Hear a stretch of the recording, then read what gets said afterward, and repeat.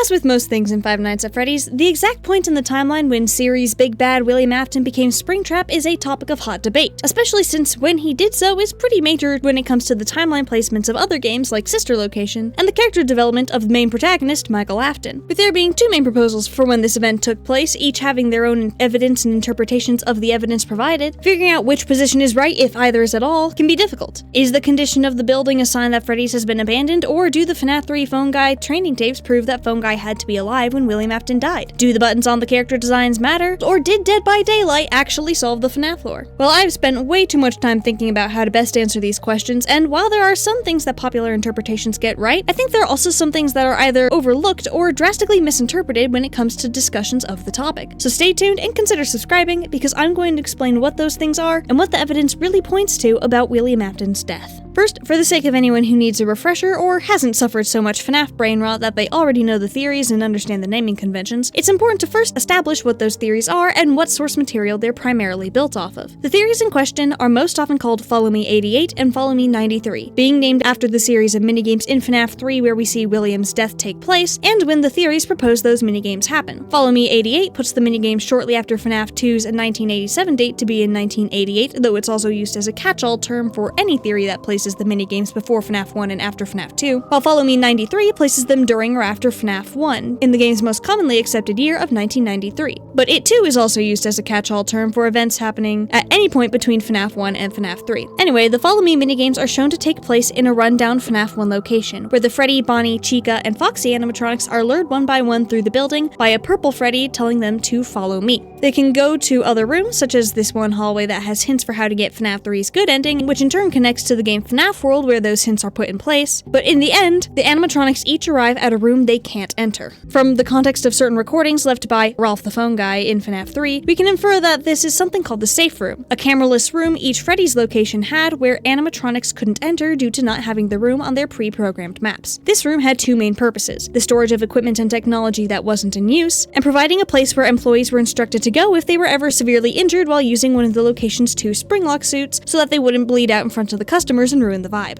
When the animatronics each leave the doorway they can't go through, William Afton emerges from the room and disassembles them. The thing is, the spirits of the kids he killed who were possessing those animatronics, as well as that of Golden Freddy, even though we don't see that animatronic broken, were able to manifest outside of their broken bodies and chase William into the safe room once they weren't limited by their animatronic programming. In order to fend them off, William hid inside the Spring Bonnie suit that was being stored in the room, only for the spring locks to fail, presumably due to the suit having gotten older and the amount of moisture caused by the leaky roof, something that one of Ralph's other recordings established could lead to spring lock failures. The spring locks failing led the animatronic parts inside the suit to no longer be held back from returning to their original positions where William's body currently was, crushing his body and causing William Afton to merge with the animatronic as he died to eventually become Springtrap as we see him in FNAF 3 as the spirits faded away. Speaking of fading away, William probably wished he could just fade away into unconsciousness after that point because he ended up stuck in that room for a very long time. And there have been times I wished I could do the same instead of laying awake at night as I try to sleep. Fortunately, that hasn't been a problem for me in a while thanks to the sponsor of this video, MantaSleep. If you've been watching my videos for a while, you've probably heard me talk about MantaSleep before, and there is a reason I'm still talking about them now. They have made this sleep experience so much better for both me and my roommates. I was sent the MantaSleep white noise machine a couple months ago, and as someone who typically doesn't actually get much help from white noise machines, this one's been great. It's got a whole bunch of white noise options from static to nature, and it's super convenient to use because wherever you put the device in the room, you can control the volume, the time it plays, and the sounds it plays from a handy remote that you can just stick on your nightstand. Not to mention, you can tell what each button does by feel rather than having to turn on a light, which is super convenient when you're trying to wind down for bed. I genuinely love the MantaSleep products I have, and I highly recommend them if you're looking to improve your sleeping experience. And hey, if you use the link in the description, pinned comment, and QR code, or use code IDsFantasy to place your order, not only will you get a 10% discount on some pretty awesome stuff, but you'll also be helping support the channel because I'll get a commission. So if you're interested, make sure to check it out. I would really appreciate it. Anyway, while that covers the events of the minigames, the theories about when those events happened rely on more than just the minigames themselves. For example, what we hear in FNAF 3, both from Ralph and from the phone dude who talks to the player on the first first two nights gives us some important context for William's situation on top of the usage of the springlock suits. The first call we hear in the game is from Phone Dude, where he mentions that they hadn't had much success in finding authentic animatronics for the horror attraction they're setting up, only finding parts like a foxy head he wasn't sure was real or not, and other bits of memorabilia. That being said, his team had gotten a lead from one of the guys who had helped design the Freddy's buildings, who had told them about the existence of these extra rooms that were boarded up at one point. The second call is after Phone Dude's team gets back from the location, and while there, they found a bunch of training tapes recorded by Ralph, and the boarded up room, which just so happened to contain Springtrap. Much to Phone Dude's delight and the player's horror, Springtrap is then brought to the horror attraction, and the audio we hear throughout the rest of the game comes from Ralph's training tapes. The first couple are pretty basic, introducing the Fredbear and Spring Bonnie springlock suits that were at Freddy's, how to use them, and the previously mentioned stuff about bleeding out in the safe rooms instead of in front of the customers. In the third recording, though, Ralph announces that the springlock suits will no longer be used, at least temporarily, after an incident at a sister location involving multiple simultaneous springlock failures. But while this tape implies they could have been put back into use, the next ones imply they were permanently retired, as Ralph talks about how the safe rooms are intended for the storage of unused equipment and property, as well as an emergency safety location. Employees shouldn't use it as a break room or bring customers into the room, and he mentions that management was made aware that the Spring Bonnie suit had been noticeably moved, and they wanted to remind employees that the costume was not safe to wear under any circumstances. This culminates in the final recording we hear before we end up seeing the Follow Me minigame that contains William's death. This recording announces that, supposedly due to budget restrictions, the safe rooms at most locations, including that one, were being sealed off, with construction crews present to work on building fake walls over the doors on the day the announcement was made. Employees were not allowed to get any belongings they had left behind out of the rooms, as nothing would be taken out before the rooms were being sealed, and they were requested to not mention the existence of those rooms to any friends, family, or insurance representatives. But while that covers the context in FNAF Theory itself, we actually get additional information revealed in Freddy Fazbear's Pizzeria simulator. In one of the endings, we hear a recording made by William Afton's former business partner, Henry Emily. In it, he talks about how he only just now realizes how horrible William had become. Not only did he destroy a group of innocent lives, but he found a new way to desecrate, humiliate, and destroy, likely referring to how William managed to trap those lives in the animatronics. This is especially likely since Henry next talks about how small souls were trapped in prisons he made that were then set to a new purpose and used in ways he had never imagined. Which does make sense, since I highly doubt Henry expected that his animatronics could ever be used for the purpose of hiding bodies and trapping their souls. As a note on this, I do think Henry made the Freddy's animatronics, even though we see that his ex-friend Edwin had made the classic animatronic prototypes in secret of the Mimic. I choose to take Scott Cawthon at his word when he says he doesn't retcon things on a whim out of respect for the fans, so rather than it being a retcon, I do have a way to explain how it could work for Edwin and Henry to have both been creators that also explains how the animatronics in FNAF 2 and FNAF 1 could be possessed by the same spirits despite being completely different on both an internal and external level. I don't have time to go into that here though, so I'll link that video at the end of this one if you want to check it out. Anyway, Henry then says that William lured the spirits back to a familiar place using familiar tricks and brought them all together. After an interlude where he worries that they'd still be aware as they are and expresses his desire to undo William's actions, he returns to talking about how William led the spirits somewhere again, overpowered them again, and robbed them of the only thing they had again, which seems to be a direct reference to what we see in the Follow Me minigame, where just like when he first took their lives, William led his victims to the safe room and destroyed their bodies. Henry didn't know how the souls had come to possess the machines, but he knew they couldn't find rest like this, so he would have to call them all back together in one place. This recording is the background for the events of Pizzeria Simulator, where one by one animatronics are lured to the Freddy's location Henry set up before setting them all on fire to attempt to bring everything to an end. The thing is, none of the animatronics that show up are the animatronics from the Follow Me minigames, at least as long as you don't include William himself. Instead, we get Lefty, who's an animatronic Henry built to retrieve the marionette animatronic his daughter was possessing, and two animatronics sourced from the ones in the game's sister location, where the game ended with all of the animatronics in the game, called the Funtimes, merging into a single animatronic called Ennard. However, due to some stuff we learn about through one of the teasers hidden in the source code of the creator of the franchise's website, we find out that before the events of Pizzeria Simulator, the majority of the Ennard collective got annoyed with one member in particular. Circus Baby, possessed by William's daughter Elizabeth Afton, was kicked out and had to go part hunting to repair her body into Scrap Baby as we see her in Pizzeria Simulator, while what was left of Ennard had Funtime Freddy as the dominant personality by the time we see him in Pizzeria Simulator as Molten Freddy. Since William is William and Lefty and Scrap Baby already have a specific spirit attached, it wouldn't really make much sense for any of them to have the missing children's spirits, who were present for the Follow Me minigames. The only exception to this is maybe William, since he looks like he's got Golden Freddy parts attached to his suit in the game, which would account for one of the five if the spirit was along for the ride. Since Henry spent his monologue talking about the Follow Me spirits and ended off by saying he needed to call them all back, this has led to the the theory known as MoltenMCI, with Molten Freddy being possessed by the spirits of the MCI, or Missing Children incident. This is important because the most common interpretation of this theory is that the reason those spirits ended up in Molten Freddy is because of the events of FollowMe. Specifically, after breaking the animatronics in the FollowMe minigames, William Afton left the suit parts and took the endoskeletons to melt them down and turn them into the Funtime animatronics from Sister Location. This in turn is backed up by the game Help Wanted, where in the entered vent repair level there's a furnace containing 4 of the FNAF 1 endoskeletons, potentially referencing the idea that William took the 4 endoskeletons, melted them together, and those endoskeletons eventually became the level antagonist, Ennard. The Candy Cadet stories are also used as evidence for this theory, since all of them mention 5 things and stuff being put together, though due to discrepancies in the stories themselves that imply the stories aren't all about the same thing, which I go over in a previous video I'll link at the end, and the fact that it's only 4 endoskeletons in both FollowMe and the furnace that get destroyed while the 5th looks to be fused to William, I don't think Candy Cadet in particular is solid proof for MoltenMCI or really meant to relate to it much at all. Either way though, this theory is one of the major factors as to why FollowMe post FNAF 1 is such a popular theory. After all, it accounts for how the Funtimes got possessed, why the FNAF 3 crew wasn't able to find any intact animatronics other than Springtrap, and how Molten Freddy would end up with the missing kid's spirit specifically after Ennard ejected Scrap Baby. Not to mention, there are plenty of other things that have been pointed to as evidence for 93 onward as well. For example, the state of the building as we see it in the minigame is pretty run down, which would make sense if they took place well after Freddy's was abandoned. It being abandoned would also give William plenty of opportunity to haul off the endoskeletons, melt them down, and come back without anyone cleaning up the mess like they would if the place was open. This is also potentially backed up by the game Dead by Daylight of all things. While it's not canon to FNAF's story overall, with how it has a FNAF crossover, it does give a backstory for how Springtrap would be in the world of the game. More specifically, a lore article posted on the Dead by Daylight website mentions that William being chased by the spirits of his victims, putting on the costume and getting springlocked, took place deep within the abandoned Freddy Fazbear's Pizza. If this is accurate, that means that the FNAF 1 location was abandoned previous to the events of the FollowMe minigames. Of course, under this theory, there are a few things that need to be explained for it to work. After all, if William died in FNAF 1, Ralph the Phone Guy would already be dead. So his whole thing about the safe rooms being sealed wouldn't be able to be about William getting sealed in the safe room. Similarly, the Freddy and Bonnie animatronics in the minigames having buttons would have to be explained, since the FNAF 1 versions of the animatronics don't have buttons while their withered counterparts from FNAF 2 do. We know from FNAF 2 that the withered animatronics were kept around after the events of the game for a potential future reopening, and FNAF 1 is that reopening, so if the animatronics have buttons, that implies potentially that the animatronics in the minigames haven't yet been fully repaired into their classic designs, and at least still retain some elements from their withered designs before FNAF 1 that would then get destroyed by William and corrected fully into the FNAF 1 animatronics by the time the game took place.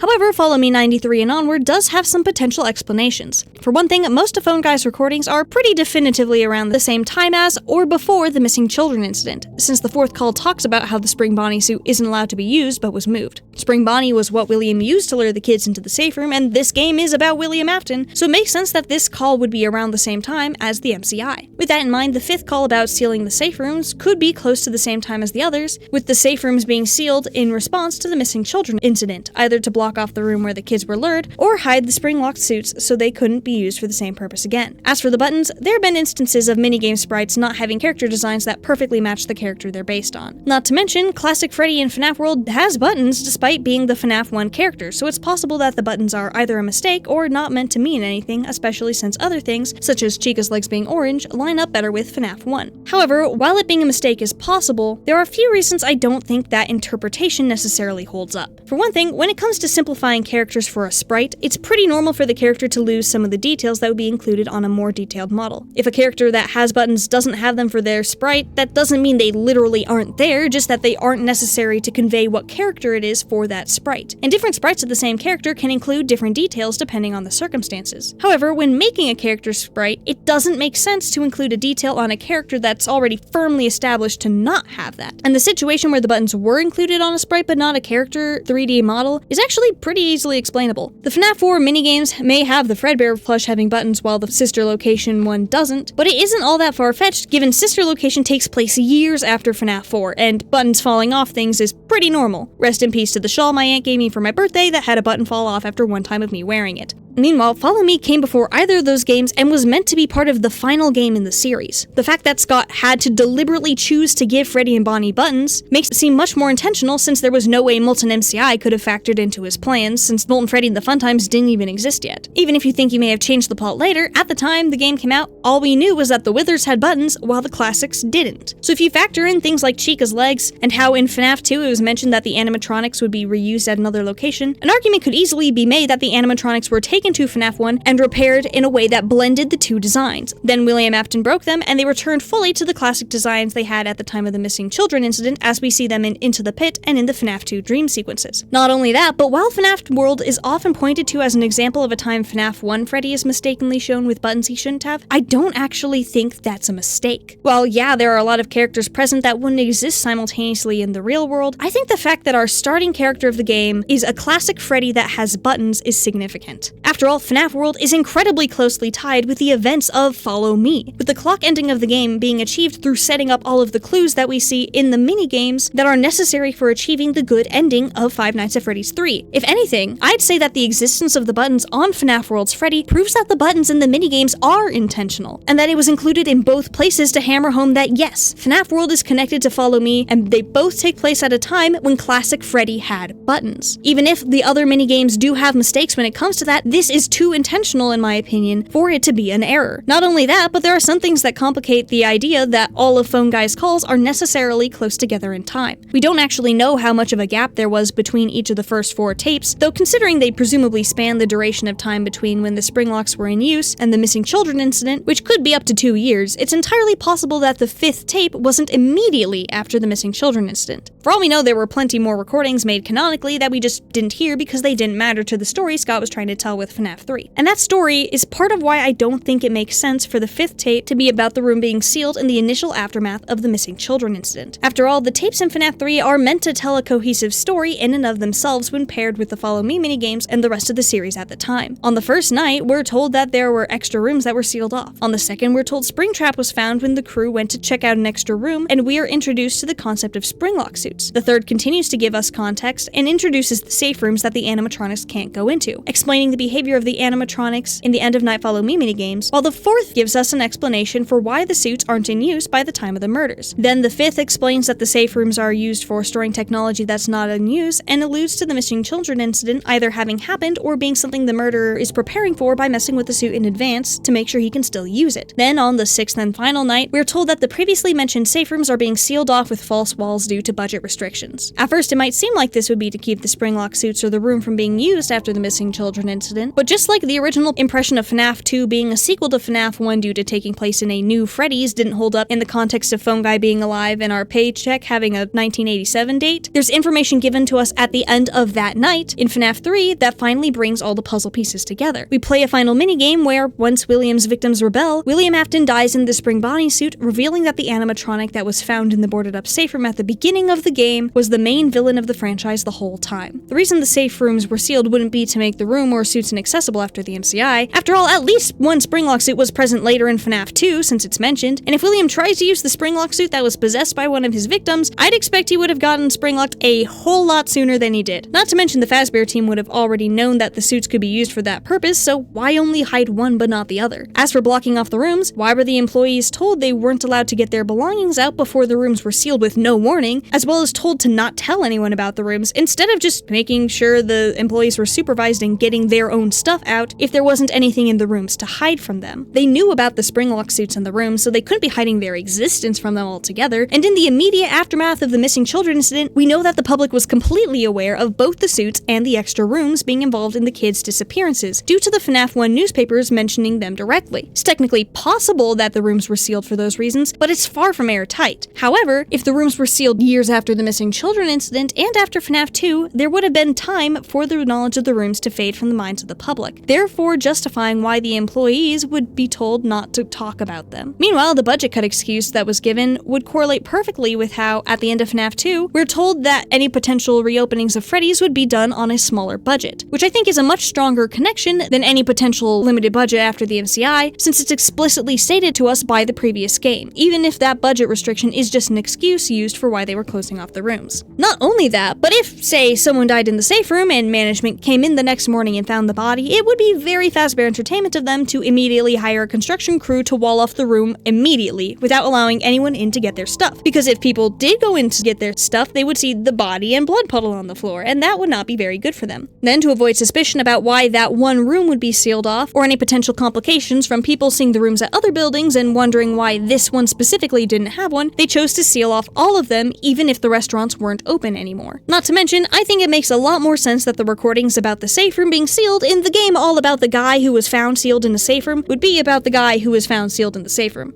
However, this in turn runs into a few issues, largely related to the whole Follow Me taking place at a rundown version of FNAF 1. If FNAF 1 was a recent location with active employees, calling it abandoned wouldn't exactly be the most accurate. Additionally, if the final tape was recorded after FNAF 2, that means there wouldn't just be a gap of years between recordings, but also a gap of an entire location in between them. Wouldn't that mean it makes more sense for William to have died after FNAF 1, with the tape coming before 2? Well, I don't think that's the case. In fact, both potential issues can be pretty easily explained by the FNAF 1 location being the original Freddy's. It's a pretty widely held theory already, but if FNAF 1 is the original Freddy's, that means all the tapes we hear were recorded in that location. Not to mention FNAF 1 was the final location, so having all of the tapes stored in one place works out well either way, even if they were recorded at different points in time. But if the tapes were just stored where they were made, that would explain why there would be such a massive gap in time between them. Additionally, we're told by Phone Guy in FNAF 2 that the old Freddy's was left to rot for quite a while, and in FNAF 1 itself, the building looks run down and old, with cobwebs everywhere and a broken camera in the kitchen. Since Fazbear Entertainment was operating on a smaller budget, going back to one of their other properties that they had previously used would both save money and explain why the building looks so old despite being a new opening. With this in mind, I think Follow Me did happen at a Freddy Fazbear's Pizza that was abandoned and left to rot for years. But that doesn't mean it wasn't one that was being prepared to be unabandoned for a reopening. The animatronics could have been repaired and brought to the location, and William either got a security job or broke in to destroy the animatronics and harvest their parts. Only he ended up getting springlocked, and before he could move again, he was found and sealed away. I do realize this is a looser interpretation of the word abandoned as mentioned in the Dead by Daylight lore page, but it wouldn't be the first time phrasing on an external media to the games, even within the non-crossover content of the franchise, was actually meant to have a looser definition than it originally seemed. The summary on the back of some of the original Tales from the Pizzaplex books said the stories were set in the world of the latest games, and that led to a massive portion of the fan base being convinced for years that those books were confirmed to be in the same timeline as the games, only for the most recent game Secret of the Mimic to come out and reveal that what happened in the games is completely incompatible with the events of those books. Therefore, Set in the World could only really refer to the general setting, including the Pizzaplex from Security Breach, the newest game. With how the Dead by Daylight stuff is even more dubiously canon-related than that, I think a loose interpretation of abandoned that includes a place that was once abandoned, is in terrible condition, and isn't quite reopened for business would qualify under the circumstances. As for MoltenMCI, while the theory of Molten Freddy being haunted by the missing kids makes sense, the FNAF 1 endoskeletons being dragged off and completely melted down to make the fun times after FNAF 1 isn't the only way the theory could possibly work. In fact, I don't think it's particularly likely that's the way it worked at all in the face of all the other evidence we have. After all, if Follow Me was after FNAF 1, that means the Fun Times were built after FNAF 1 as well, at a point when William Afton was a known crazy person and suspected child murderer, even if he wasn't convicted. He was caught on camera, according to the FNAF 1 news clippings, and was presumably blacklisted by the company since at least FNAF 2, where they were trying to install criminal detection into the animatronics. Meanwhile, at the beginning of Sister Location, we hear a discussion between William Afton, going by his actual name, and a member of what's presumably Fazbear Entertainment's board discussing the creation of the Funtime animatronics. While William only really talks about Circus Babies feature, we know that it was a discussion about all of them since the board member talks about robots plural that they're concerned about. And the thing is, the animatronics got made despite the concerns the board had about certain design features that turned out to be murder features. And I feel like if Fazbear was at the point where they had no money and knew William was a nut job even if he wasn't put behind bars, they would not have spent the money on brand new state-of-the-art animatronics they were already suspicious about from a suspected serial killer. However, that would only be an issue if the Fun Times were made after the missing children incident. If they were made before, William wouldn't have that suspicion on him under his actual identity, and Fazbear Entertainment could just break out the animatronics they already had for the events of Sister Location after Freddy's closed, rather than spending their non-existent budget on brand new ones. Not to mention, in order for Follow Me to have happened after FNAF 1, you would have to have a situation where Fazbear Entertainment put up a false wall before Phone Guy died, only for William to tear down the wall somehow to have access to it for Follow Me, making that original sealing ultimately pointless since it doesn't stop any of William's stuff in FNAF 2 from going down, or him getting back into the room later down the line. From there, William would have to break the animatronics and relocate their parts to melt them them down, spend who knows how long getting Fazbear on board, build the Funtime animatronics, get his daughter killed by Circus Baby, and send Michael off to deal with the problem, all before going back to the FNAF 1 location for something to get springlocked, with all of the minigames just so happening to take place on various rainy nights instead of a single rainy night. And then you'd have to have someone else go back to the FNAF 1 location at a point in the timeline where Fazbear Entertainment would have no reason to go back to find William's springlocked corpse soon enough that he wouldn't have been able to get control of his body and just leave. And then that person would have had to have the resources and motivation to bother sealing up the room again so that it would be sealed by the time Phone Dude gets to it in FNAF 3, and I don't personally think that's very likely by comparison. But how would the Funtimes end up haunted by the missing kids, you might ask? Well, we're given the answer in Sister Location and Pizzeria Simulator. The scooper in Sister Location, after all, is a remnant injector,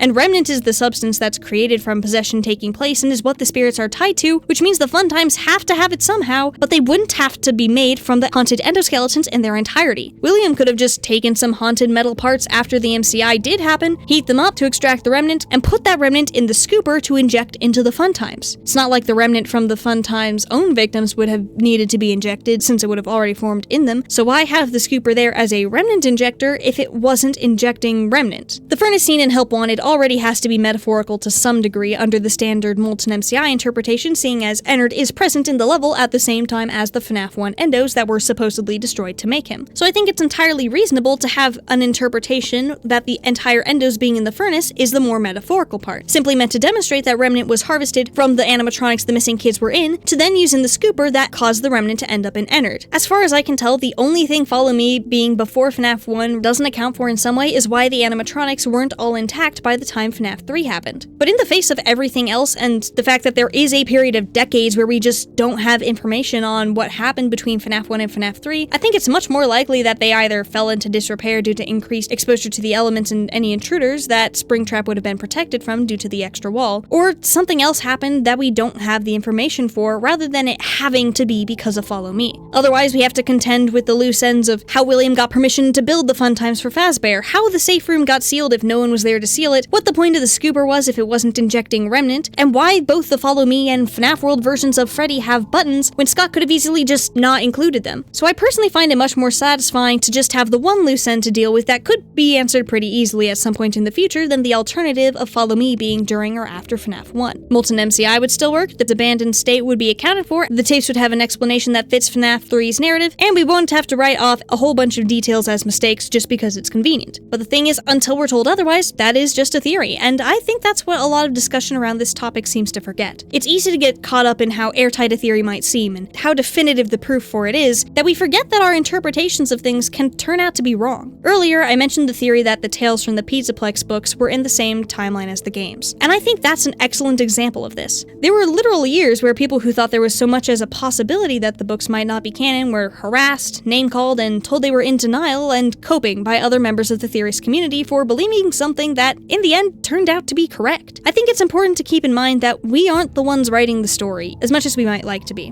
Whatever we might think makes the most sense from a story perspective might not be what the people actually working on the lore have in mind. And saying there's only one way to interpret the lore, or that theories are confirmed when they aren't just because we think the evidence lines up, doesn't change that. So whether you agree with my points or prefer your own interpretations, I hope at least one thing you can take away from this video is understanding. If not of a theory, then of the fact that the people behind the screen you interact with online are all human. We'll all get things wrong, but if we can make the theorizing community more accepting of those who think differently, maybe people will be willing to come forward with potential new ideas that may help us get the answers, or at least have a good time until we end up with a game that actually gives them to us. In the meantime, thank you so much for watching through to the end of this video, and if you're interested, you should check out the one I made on what I think the actual meaning of Candy Cadet's stories are, or the one on how Henry and Edwin both made the Freddy's gang and how it explains the hauntings in FNAF 2 and FNAF 1. With all that said, don't forget to check out Man to Sleep if you're interested, don't get stabbed, and have a nice day.